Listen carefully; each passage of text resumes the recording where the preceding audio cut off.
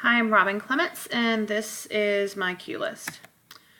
My first question is, how can colleges and universities employ concepts utilized by for-profit institutions that are attractive to those same students who choose a for-profit program instead of a traditional brick-and-mortar campus or program? Normal or traditional institutions do have lower tuition rates and more highly regarded degree programs. But as Thielen notes, growth within for-profit sectors of higher education has exploded in the last 20 years. Students, in particular non-traditional students, feel drawn to the programs due to unique course schedules and distance education opportunities. A study by Deming et al. In 2013 noted that for-profit institutions tend to consider past credentials such as high school GPA, test scores, or college work with less scrutiny than non-for-profit institutions. So not just non-traditional students, but students who maybe weren't such high achievers maybe have an opportunity in for-profit programs. There must be an opportunity for us, meaning brick and mortar campuses, to leverage some of these concepts in an effort to retain or initially attract some students that tend to choose for-profit programs.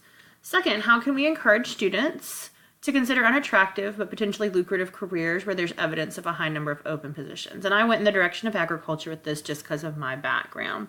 The National Council for Agricultural Education had hoped to increase the number of ag teachers by 33% between 2005 and 2015, but a 2009 study acknowledged that they were nowhere near this goal 4 years after stating it, due to the fact that in general there's a lack of retention among teachers, but also a lack of interest in the agriculture field, particularly among those not raised in agriculture.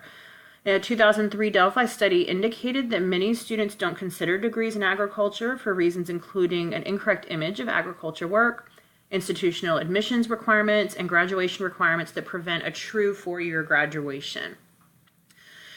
In 2015, the USDA stated that there are over 35,000 new graduates in the field of ag, which sounds good, but there are actually over 55,000 vacancies in the ag field per year, and over 22,000 of those vacancies for well-paying jobs sit open. And I'm sure this could probably be applied to other fields that have a general lack of interest. So what can we do to make these things more appealing, these degrees and careers?